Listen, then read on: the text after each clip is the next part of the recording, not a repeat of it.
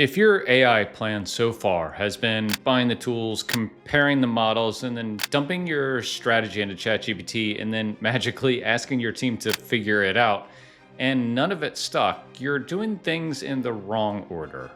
See, I run a 7-figure software company in about 10 hours a week, and almost none of what has made that possible is the stuff that you're probably hearing here on YouTube. So here are 3 things that a company doing a few $1,000,000 in revenue should actually do with AI, in the order that I've seen work over and over again in companies I work with, plus the 2 things that everyone burns their entire first month and budget on. I'll get to those 2 in the end, because if you skip the order and go straight for them, it's exactly where all of this falls apart. I call this the leverage sequence, and it's really 3 moves. Find the weight, write the handoff, and install just one. That's it. 3 moves, and in that order, most importantly. I think most company leaders at a couple million and up do all 3 of these eventually. They just do them in the wrong order, or they skip straight to the part that feels like progress and don't get any real results. So let's fix that. And we'll start with move number 1 in the leverage sequence. And here's the thing. The instinct is to go shopping, spend some money, right? Which model, which tool, which agent, which framework, what's everybody posting about this week? And this feels like doing AI. And it's actually the reason that this doesn't stick. And the right first move isn't a tool at all, really. It's a question. Where did work wait on you this week? Not where were you busy and where did you feel like you were productive? The opposite. Where did the whole thing stop and sit in a queue until you personally touched it? Where are you the bottleneck? That approval that nobody else can give. The decision only you can make. The doc that doesn't go out until you write or approve it. So make that list. Put it in priority order, and voila, there's your AI roadmap. I call it the wait list. Not the tools you want or the new fancy harness or the latest release from Anthropic, the place where work actually waits on you. And here's why I'm so sure about this. I've been running a free AI build group for founders and CEOs, and these are advanced operators, people already building real production level stuff with AI. And every single one of them built a working agent within a few weeks. And the builds were great. The demos were really impressive, and almost none of it changed how they actually run their business. And so sit with that for just a second, because this is the whole game. This is not just a charade of productivity. The agent was never the bottleneck. The operator was. The tooling was never the problem. You are, and I am. And that's not an insult, because I've been right there with you and honestly was frustrated by AI until I solved this one problem. And it's really the best news in this entire video, kind of in disguise, because it means the lever is something you control. Okay, so do this. Before you open a single tool, write your wait list. 5 things. Where did work wait on me this week? In priority order. And that list is worth more than any model comparison you've ever read. Trust me. And so once you've found where work waits on you, what do you do with it? And here's the part that surprised me. You don't automate it yet. You gotta document it. And when it comes to marketing in particular, regardless of the tools you're using, you've probably noticed the same thing I have.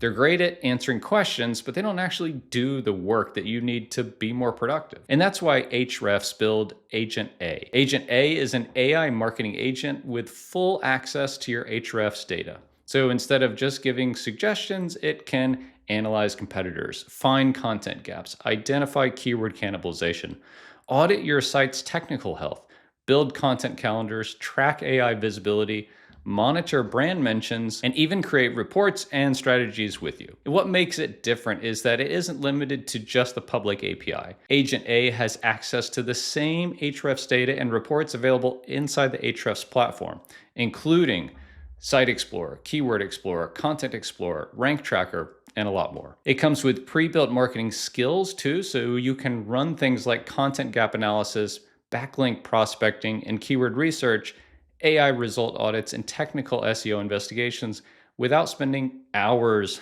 prompting. And because it connects with tools like Notion, Slack, HubSpot, WordPress, and Linear, it can deliver the work directly to the tools your team already uses. If you want an AI that does more than chat and actually helps you execute marketing, check out Agent A from Ahrefs using the link below.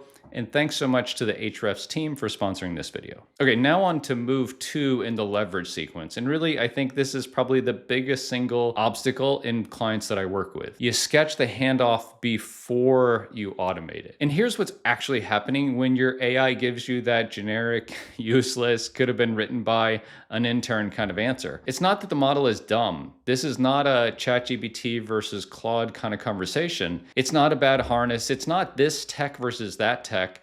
Because the truth is, most tools can do most jobs. And that model that we're often kind of complaining about, look, it's read every book ever. It knows more frameworks than you and I will ever know in our entire lifetimes. Your AI doesn't have a knowledge problem, it has a specificity problem. And a lot of times I refer to this as intentionality in my work with clients. It can't know your process, your thresholds, your definition of good, the 100 little fine-tuned judgment calls you make without even noticing. And here's the uncomfortable part that nobody selling you prompts wants to say. Making AI useful in your business is mostly documenting, not prompting. The models are just that good now. You're not engineering a clever prompt like we were 2 years ago. You're writing down a job you've probably never actually written down for an employee who started this morning and happens to be weirdly really well read. And there's really a shape to it and a subsequence here. There's 4 parts. Context. Here's the business, here's what matters, here's what we do, and here's what we don't. The desired output. Here's exactly what done looks like in detail. 3 is decision rights. Here's what you decide on your own, and here's what you need to bring back to me, the human in the loop. And 4 is a feedback loop. Here's how I'll correct you so you get sharper and better over time. 4 items. Context, output, decision rights, and feedback. That's the handoff. And let me put this in context in my actual business. I run a thing called my decision partner. It's a 2.5-page document full of business context. And honestly, that document is the whole magic of this kind of skill set. In the last 5 months, I've run 95 real business decisions through it.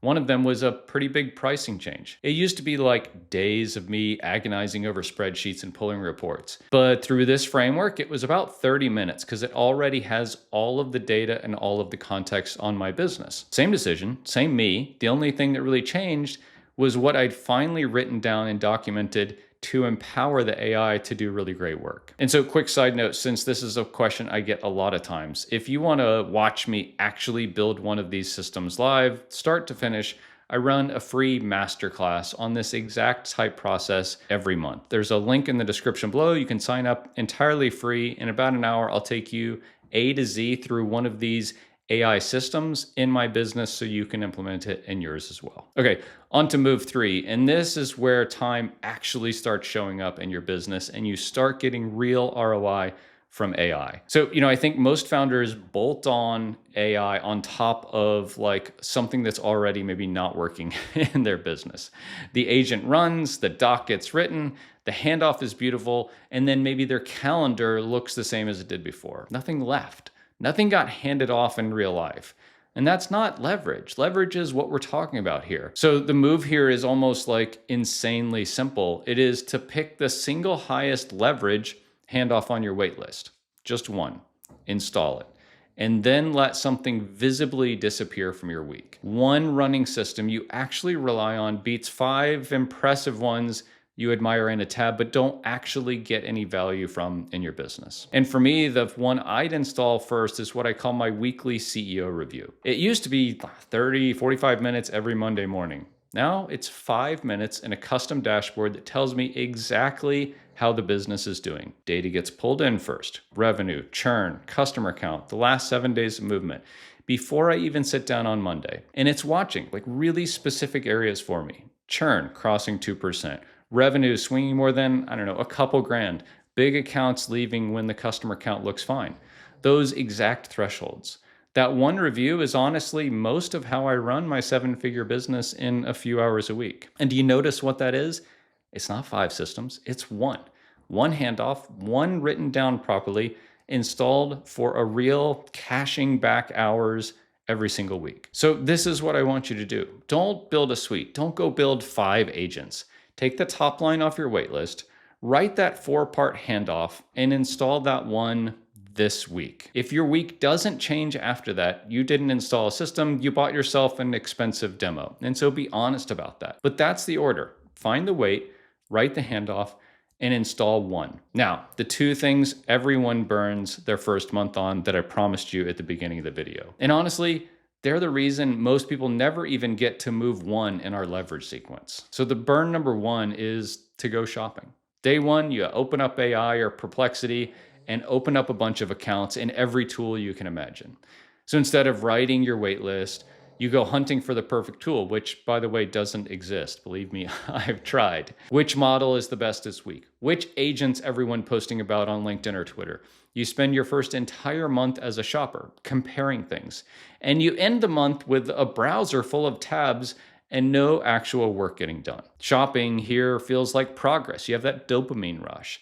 It's the most expensive way I know to stand completely still, and actually in this world, going backwards. And even I honestly feel overwhelmed and confused when I get into that mode instead of making real progress in my business. And now burn number two, and this one catches even the most advanced people. You build one mega agent that does everything. One enormous God prompt or skill to just go be my marketing team or run operations. This is a fallacy, and it hands you exactly what you would expect. A high-level, generic, useless, non-applicable result. I watched a room of really capable founders all make the same mistake. And the fix here is pretty simple. It is decomposition. You define one step, one job. Because decomposition is just delegation, just like you would do in a regular team. Write it down, implement it, measure it, and iterate. You'd never hire one person and say, go do marketing without any context or rules. You'd break down the roles, and the same thing here. And here's the through line on both.